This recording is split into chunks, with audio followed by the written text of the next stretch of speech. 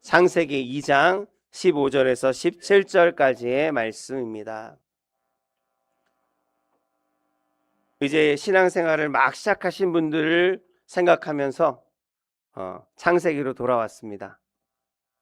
하나님께서 믿음에 믿음을 더하여 주시는 복된 시간 되어지기를 소원합니다. 함께 봉독하겠습니다. 야훼 하나님이 그 사람을 이끌어 에덴 동산에 두어 그것을 경작하며 지키게 하시고, 야훼 하나님이 그 사람에게 명하여 이르시되 동산 각종 나무의 열매는 내가 임의로 먹되 선악을 알게 하는 나무의 열매는 먹지 말라. 내가 먹는 날에는 반드시 죽으리라 하시니라.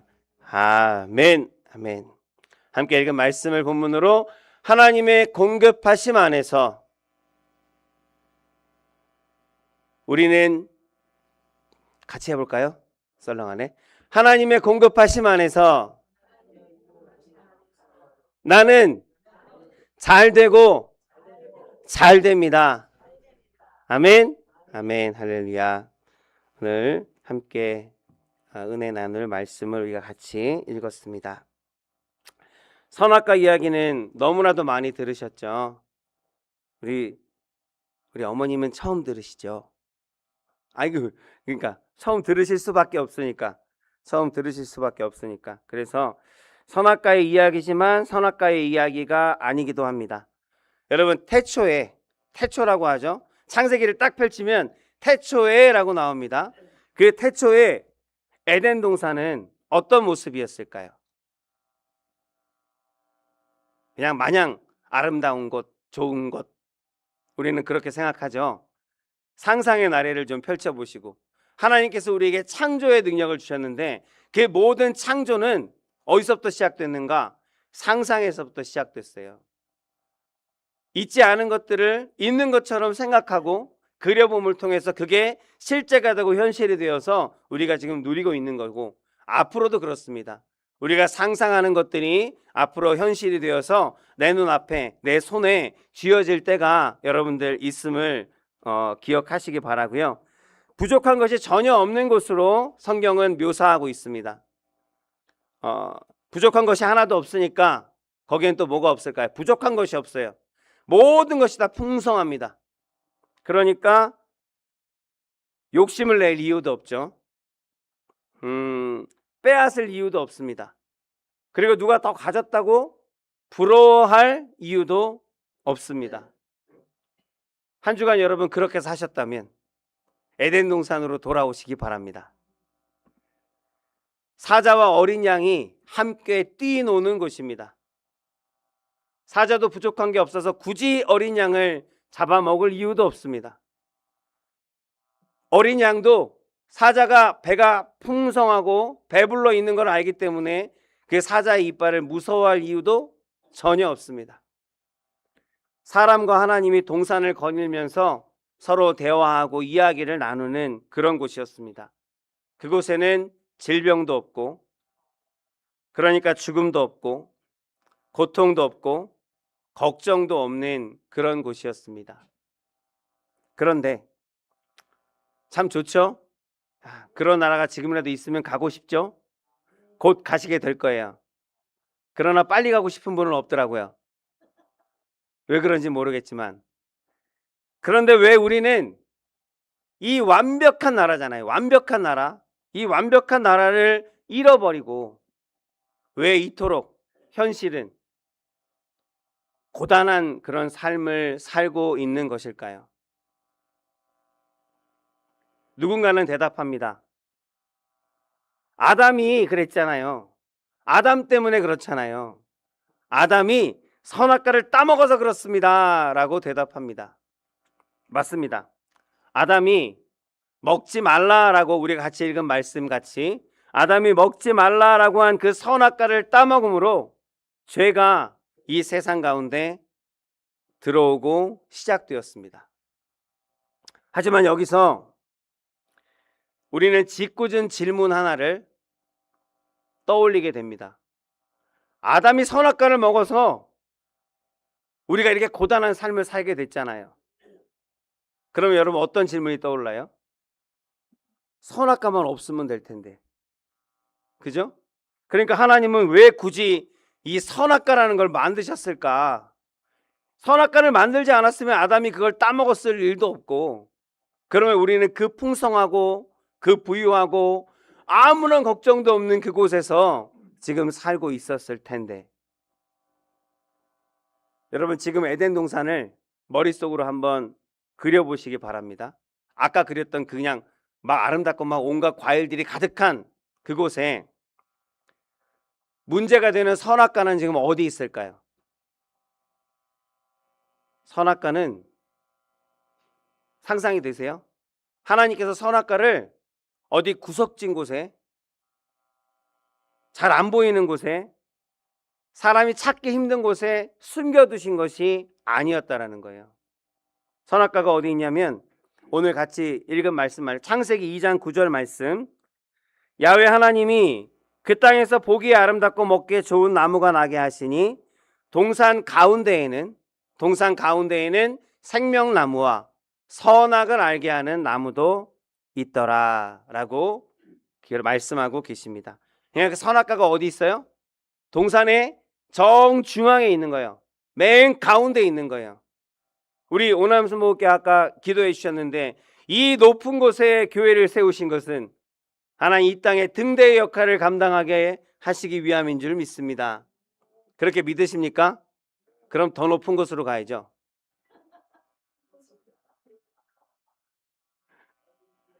어중째.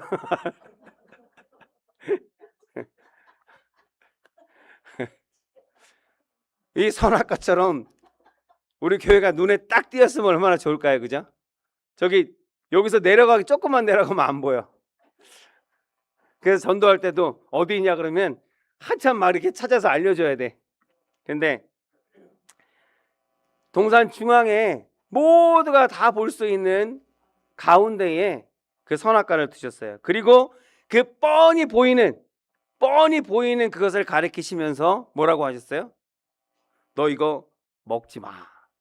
너 이거 먹으면 죽어. 우리도 그런 말 많이 했죠, 어릴 때. 너 이거 먹지 마. 건들지 마. 죽어. 네. 여러분이 지금 오늘 교회에 처음 나오시는 분들이에요. 여러분 지금 교회에 처음 나오시는 분들이에요. 여러분들이 처음 오셔서 지금 처음 예배를 드리고 있습니다. 그런데 여러분에게 제가 말하는 거예요. 성도님, 우리 교회의 모든 방은 다 열어보셔도 됩니다. 그러나 제 뒤에 있는 저 문은 절대로 열어보시면 안 됩니다. 절대로 열어보시면 안 됩니다. 그렇게 얘기했다면 그 말을 듣는 순간에 여러분의 머릿속에, 여러분의 마음속에는 무슨 생각이 들까요? 다 똑같아. 다 똑같죠? 저 문 뒤에 도대체 뭐가 있길래 열지 말라는 거야? 사람은 금지된 것에 더 강하게 끌리는 거예요. 아담과 하와도 아마 그랬을 거예요. 우리와 똑같은 성정을 가진 똑같은 사람이니까 아마 그랬을 겁니다. 저거 먹지 마. 먹으면 죽어. 왜 저거 먹지 말라는 거야? 무슨 맛일까? 하니까 성경에 뭐라고 나와요? 먹음직도 하고 보암직도 하고. 너무 궁금하니까 그렇게 보이는 거예요. 사실 선악과의 하나님께서 그러니까 이렇게 궁금하게 만들고 그럴 수밖에 없는 말씀을 하나님께서 하신 거란 말이에요. 명령을.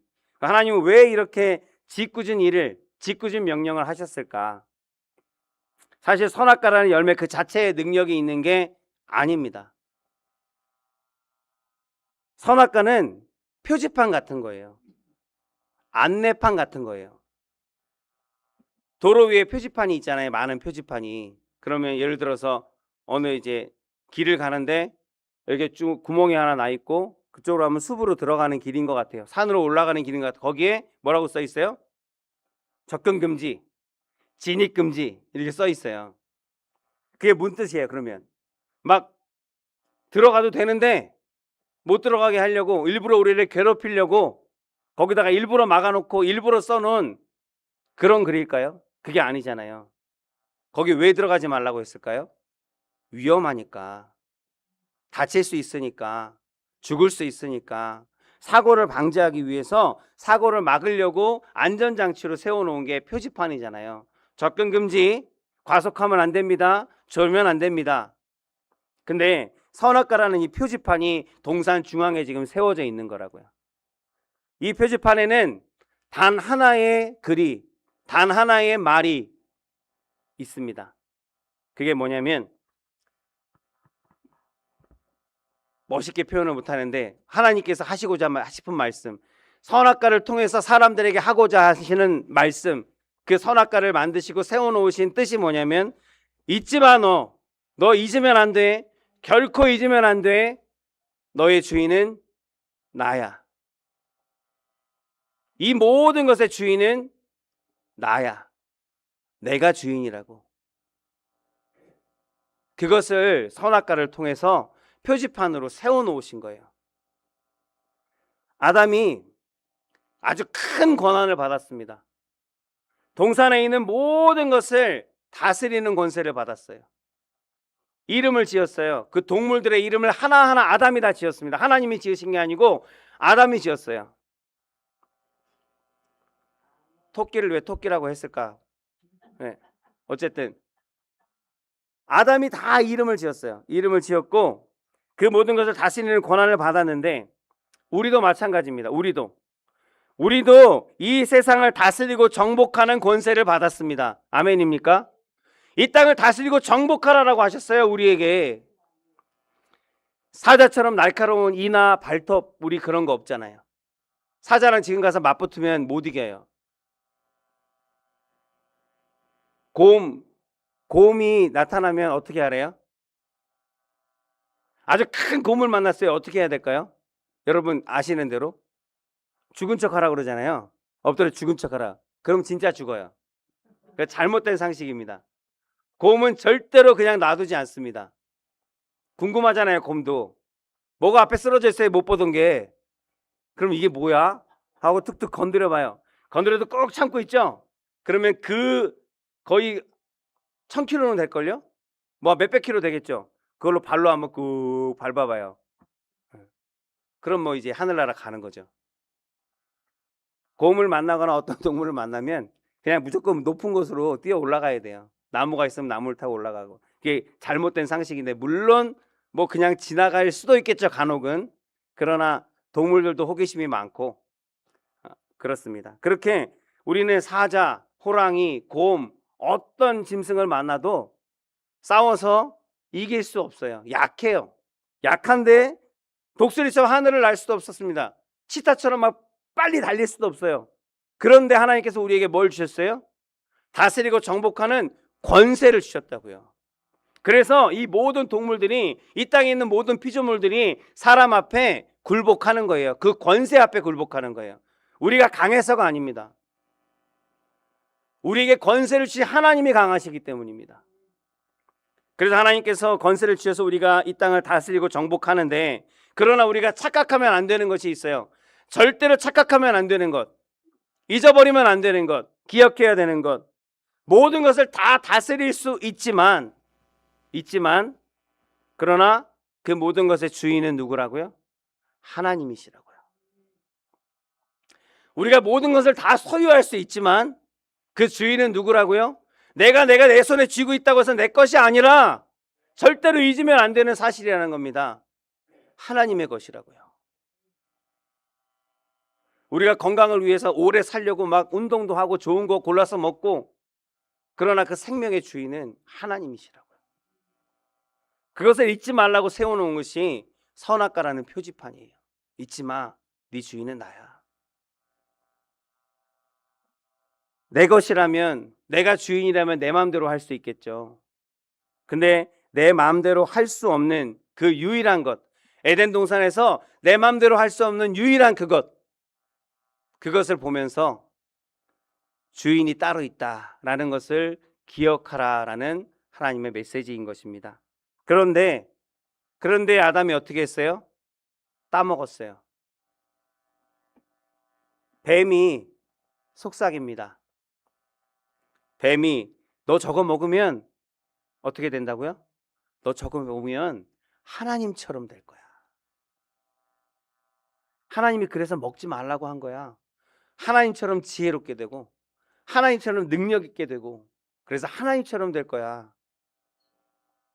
네가 네 인생의 주인이 되는 거야. 이제 완전히 이제 모든 것을 네 마음대로 할 수 있게 되는 거야. 한번 네 마음대로 네가 이 인생의 주인이 되어서 네 마음대로 한번 살아봐. 얼마나 멋있어. 뱀이 유혹한 것은 바로 그거예요. 지금도 많은 사람들에게 그렇게 사단은 유혹합니다. 네가 주인이잖아. 무슨 주인이 따로 있어. 네 인생이니까 네 마음대로 해. 네 뜻대로 한번 살아봐. 그게 멋있는 거 아니야?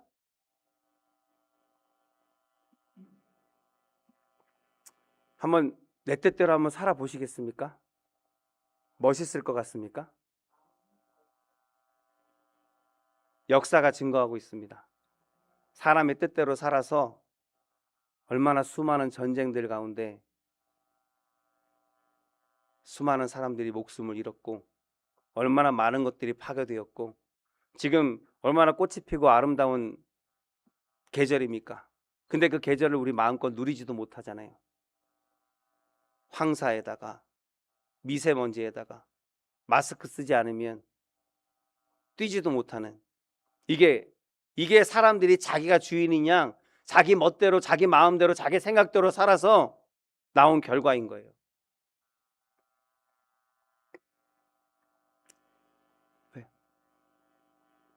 결국 사람은 선을 넘었습니다. 선악과를 한 입 베어 무는 순간에 따먹는 순간에 사람은 하나님의 통치를 거부하게 되었어요. 스스로 왕이 되어버린 겁니다. 나 하나님의 소유가 되고 싶지 않습니다. 나 하나님의 통제 아래 살고 싶지 않습니다. 나는 내가 내 뜻대로 내 마음대로 하겠습니다. 내가 왕이 되겠습니다. 그때부터 모든 비극이 시작된 거예요. 그때부터 사람의 모든 비극이 그때부터 시작된 겁니다. 하나님이라는 생명의 근원이 끊어져 버렸어요. 우리에게 날마다 생명력을 공급해 주시고 모든 것을 공급해 주시는 하나님과의 관계가 끊어져 버렸어요. 그때부터 끊어져 버렸으니까 그때부터 뭐가 와요? 모든 사람들에게 결핍, 부족이라는 것이 찾아오게 된 거예요. 그때는 그런 단어조차 몰랐습니다. 도대체 부족하다는 게 뭔지, 결핍이라는 게 뭔지 그거 자체를 모르고 살았습니다. 그러나 하나님과의 관계가 끊어지면서 그 삶 가운데 제일 먼저 찾아온 것은 결핍, 부족이에요. 사랑이 부족해서 어떻게 해요? 사랑이 부족하면 싸워요. 돈이 부족해서 굶주리고 시간이 부족해서 죽습니다. 하나님께는 우리에게 영원한 생명, 영원한 시간을 주시려고 우리를 창조하셨는데 그 생명의 근원되는 분과 끊어짐을 통해서 생명을 공급받지 못하니까 그 시간, 제한된 시간 안에서 우리는 살아갈 수밖에 없게 되었다는 거예요. 그 결핍을, 그 부족을 해결하기 위해서 사람들이 찾은 방법이 뭐예요? 하나님께로 돌아갔으면 될 텐데, 그죠? 사람들이 찾은 방법은 남의 것을 빼앗는 거예요. 남의 것을 빼앗아서 내 창고를 채우는 겁니다. 그래서 사람들의 역사가 어떤 역사예요? 여러분, 그 역사, 지금까지 이어져 온 역사가 어떤 역사입니까? 갈등의 역사이고 전쟁의 역사예요. 서로 뺏고 빼앗기는 역사입니다. 그렇게 뺏고 빼앗아서 내 것을 많이 쌓아놓으면 행복할까요? 안 해봐서 모르겠죠? 근데 안 해봐도 알아요. 여러분, 배가 하나가 난파돼서 작은 구명보트에 대여섯 명의 사람들이 겨우겨우 탔습니다. 이제 바다 한가운데 떨어졌어요. 언제 구조가 올지, 배가 지나갈지, 비행기가 지나갈지 알 수 없어요. 얼마를 거기서 버티고 살아남아야 할지 모릅니다. 그런 상황에서 이 보트 안에는, 이 구명 보트 안에는 물 한 병이 있고요, 비스켓 한 봉지가 있어요. 어떤 일이 일어날까요? 물 한 병과 비스켓 하나밖에 없어요, 먹을 게. 근데 얼마나 거기에서 버티고 있어야 될지 몰라요. 사람은 5명, 6명이 거기 있는 거예요. 그때부터 사람들은 서로가 어떻게 돼요? 이전에는 서로 웃으면서 악수하면서 대화를 나눴던 친한 사람들이었을지 모르겠지만 그때부터는 적이 되는 거예요. 저 사람이 물을 많이 마시면 내가 죽어. 저 사람이 비스킷을 많이 먹으면 내가 죽어. 그럼 어떻게 해요? 서로 뺏고, 때로는 빼앗은 것을 감춰놓고, 그 작은 구명보트 안에 어디다 감출지는 모르겠지만, 그리고 빼앗기지 않으려고 옷숨에 넣고 잠이라도 잘 수 있겠어요? 자다가 다 빼앗길 텐데. 잠도 못 자고 뜬 눈으로 이거 빼앗기지 않으려고, 이거 지키려고 거기서 힘 있는 자들조차도 힘으로 빼앗았지만, 내가 가지고 있지만 그것 때문에 밤새 잠도 못 자고 그것을 지키면서 불편하게, 고통스럽게 그 고통을 다 감내해야 하는 거랍니다. 하나님이라는 무한한 공급이 끊어진 인간의 삶, 그 삶이 바로 딱 이렇습니다. 딱 이와 같습니다. 자원이 한정되어 있다고 믿으니까 남의 것을 빼앗아야 내가 살 수 있는 거예요. 그러나 웃기면서도 슬픈 사실은 뭐냐면, 보트 위에서 비스킷을 내가 다 가졌어요. 힘이 있어서. 물도 내가 다 가졌어요. 내가 양쪽에 다 이렇게 내 필요한 것을 쥐었어요. 그러나 그렇게 가졌다고 해서 그 사람은 안전하지 않다는 거예요. 왜일까요? 여전히 그 보트는 바다 한가운데 있는 거예요. 끝도 보이지 않는 수평선을 바라보면서 어디로 가야 될지도 모르고, 거기서 나를 살려줄 이만을 기다리면서 버티고 버텨야 되는 것은 똑같은 거예요. 그 물과 비스켓이 얼마나 버티게 할까요?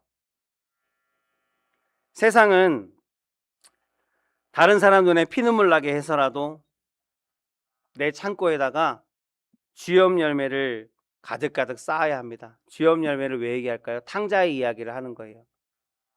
탕자가 아버지 돈을 절반을 유산으로 미리 받아 갖고 가서 도시에 가서 흥청망청, 너 돈이 많으니까 멋있다, 여자들 막 끼고 뭐 친구들한테 이것저것 퍼주면서 사주면서 흥청망청 쓰다가 몇 년이 못 돼서 그 많은 돈을 다 탕진해 버렸어요. 돈이 없으니까 어떻게 해요? 이제 친구들도 떠나고 여자들도 떠나고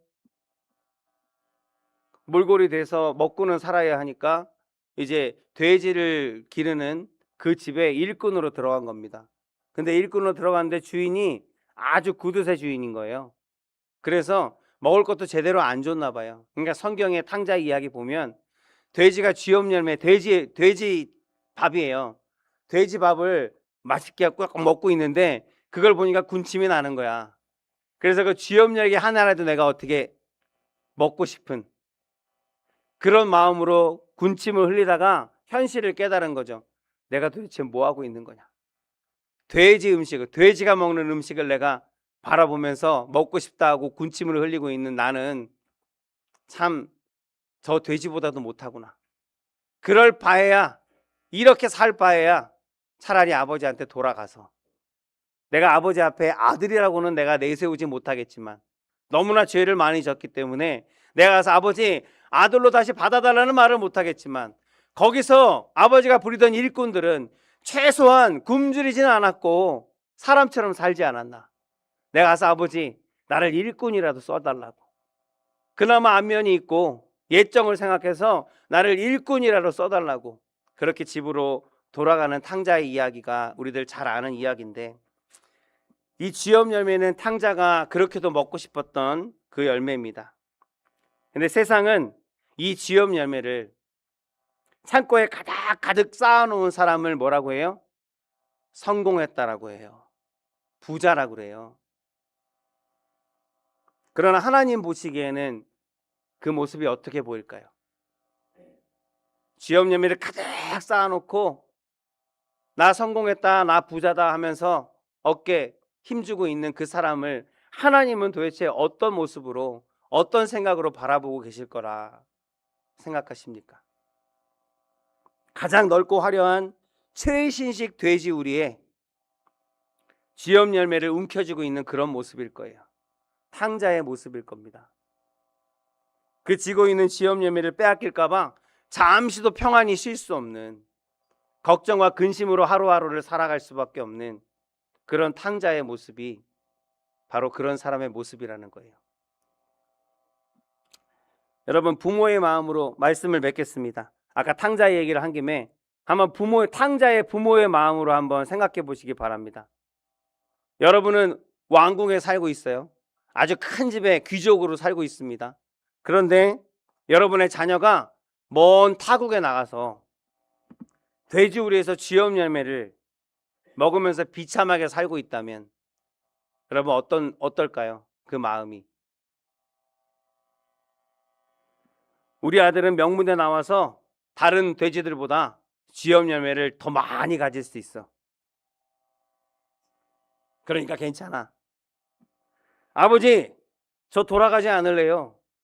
저 이제 내 돼지우리가 생겼어요. 여기서 제일 큰 돼지우리가 내 거예요. 우리 돼지우리는 벽을 금으로 칠했고요. 쥐업 열매가 그 안에 가득 쌓여 있어요. 이런 자식을 보면서 잘됐다 할 부모가 있겠습니까? 그렇게 살아라 할 부모가 있겠냐고요. 자식을 사랑하는 부모라면 똑같이 말할 거예요. 야, 그거는 네가 먹을 게 아니잖아. 너 그렇게 살면 안 되잖아. 다 버리고 돌아와라. 네가 먹을 진짜 양식은 여기 있다. 네가 돌아오면 내가 잔치를 벌려줄 거야. 다시 내게로 돌아오라. 그게 하나님의 마음이에요. 그게 우리를 향한 하나님의 마음입니다. 이것이 복음이에요. 우리가 기쁜 소식이라고 하는 이 복음이 바로 이것입니다. 죄라는 것이 하나님의 통치를 거부하는 것, 하나님의 주인 되심을 인정하지 않는 것, 그것이 죄라고 한다면 하나님의 구원은 다시 하나님의 통치하심 아래로 들어가는 겁니다. 예수님이 이 땅에 오셔서 하신 첫 번째 기적이 뭘까요? 물로 포도주를 만든 것입니다. 거기서는 잔치자리였습니다. 그 잔치자리에서 하나님께서 기적을 일으키셨고, 그 다음에 오병이어로 수천 명을 먹이신 오병이어의 기적, 여러분 기억하시는 가장 놀라운 기적, 그것은 하나님 나라의 잔치를, 하나님 나라의 풍성함을, 하나님 아버지의 전능하심과 부유하심과 사랑하심을 우리로 미리 맛보게 하시는 그런 기적이었습니다. 우리 삶에서 부족함과 모자람을 없애는 유일한 방법은 쥐업 열매를 모으는 게 아니에요. 세상이 부러워하는 그런 성공이 우리를 부족함이 없고 모자람이 없고 만족하게 하는 것이 절대 아니라는 겁니다. 해본 사람들이 알고요, 안 해봐도 알아요. 우리 삶의 부족함과 모자람을 없애는 유일한 방법은 내 인생의 핸들을 하나님께 다시 돌려드리는 겁니다.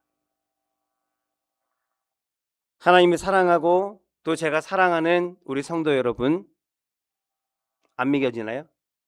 하나님이 사랑하고 제가 사랑하는 우리 성도님들, 혹시 오늘도, 아니 한 주간 어떻게 하면 내 창고에 쥐업 열매를 더 쌓을까, 그런 고민하면서 혹시 살지는 않으셨습니까? 교회는 나가지만 정작 삶의 주인은 하나님이 아니라 내가 되어서 산 적은 없습니까? 주인의 자리에서 내려오시기 바랍니다. 선악과 앞에서 아담은 실패했지만 저와 여러분은 아직 선택할 수 있습니다. 다시 선택할 수 있어요. 하나님, 나는 주인이 아닙니다. 하나님만이 내 인생의 주인이십니다. 하나님 나를 다스려 주옵소서. 그렇게 하나님께로 돌아갈 때 하나님 모든 다친 것들과 끊어진 것들이 회복되며 하나님의 무한한 공급하심을 누리면서 참 만족, 참 기쁨, 참 감사가 무엇인지 깨달아 알며 그로 기뻐하며 하나님 앞에 영광 돌리게 되는 줄로 믿습니다. 여러분 모두가 하나님 나라의 백성으로서 그분이 주시는 무한한 지혜와 그 사랑을 공급받으면서 행복하고 부유하게 살게 되어지시기를 우리 주 예수 그리스도의 이름으로 축복합니다. 아멘. 기도하겠습니다.